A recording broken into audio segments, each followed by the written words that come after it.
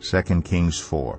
The wife of a man from the company of the prophets cried out to Elisha, "Your servant my husband is dead, and you know that he revered the Lord. But now his creditor is coming to take my 2 boys as his slaves."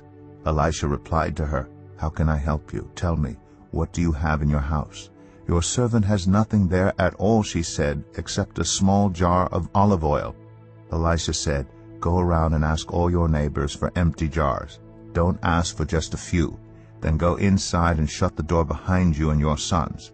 Pour oil into all the jars, and as each is filled, put it to one side." She left him and shut the door behind her and her sons. They brought the jars to her, and she kept pouring. When all the jars were full, she said to her son, "Bring me another one." But he replied, "There is not a jar left." Then the oil stopped flowing. She went and told the man of God, and he said, "Go, sell the oil and pay your debts. You and your sons can live on what is left." One day Elisha went to Shunem, and a well-to-do woman was there, who urged him to stay for a meal. So whenever he came by, he stopped there to eat. She said to her husband, "I know that this man who often comes our way is a holy man of God. Let's make a small room on the roof and put in it a bed and a table, a chair, and a lamp for him. Then he can stay there whenever he comes to us." One day when Elisha came, he went up to his room and lay down there. He said to his servant Gehazi, "Call the Shunammite." So he called her, and she stood before him. Elisha said to him, "Tell her, you have gone to all this trouble for us. Now what can be done for you? Can we speak on your behalf to the king or the commander of the army?" She replied, "I have a home among my own people." "What can be done for her?" Elisha asked. Gehazi said, "She has no son, and her husband is old." Then Elisha said, "Call her." So he called her, and she stood in the doorway. About this time next year Elisha said, "You will hold a son in your arms." "No, my lord," she objected. "Please, man of God, don't mislead your servant." But the woman became pregnant, and the next year about that same time she gave birth to a son, just as Elisha had told her. The child grew, and one day he went out to his father, who was with the reapers. He said to his father, "My head, my head." His father told a servant, "Carry him to his mother." After the servant had lifted him up and carried him to his mother, the boy sat on her lap until noon, and then he died.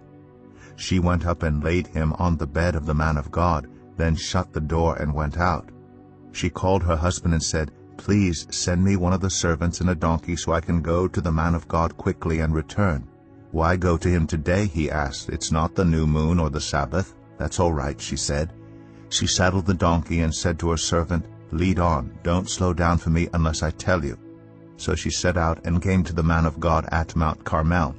When he saw her in the distance, the man of God said to his servant Gehazi, "Look, there's the Shunammite.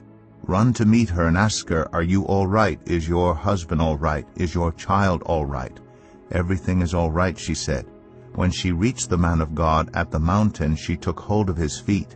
Gehazi came over to push her away, but the man of God said, "Leave her alone. She is in bitter distress.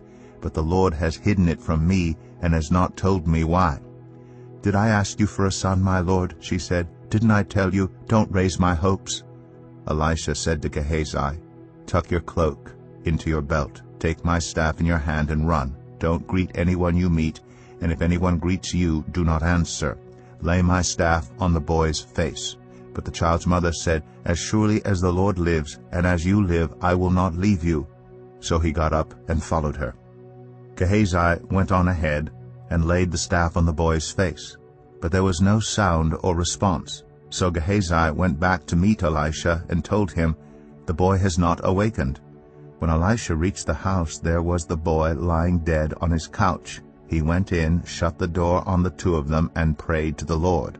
Then he got on the bed and lay on the boy, mouth to mouth, eyes to eyes, hands to hands.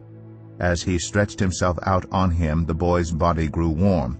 Elisha turned away and walked back and forth in the room, and then got on the bed and stretched out on him once more. The boy sneezed 7 times and opened his eyes.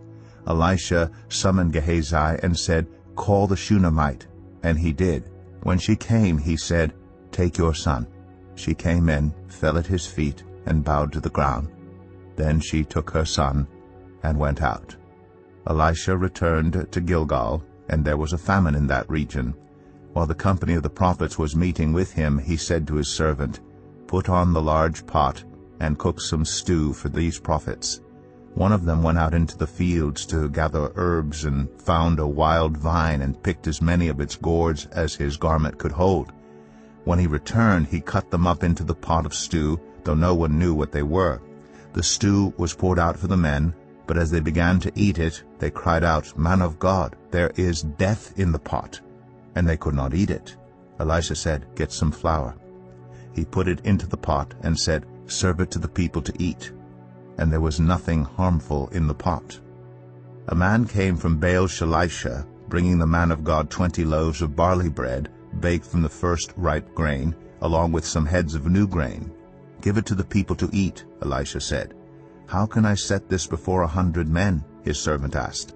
But Elisha answered, "Give it to the people to eat, for this is what the Lord says, they will eat and have some left over."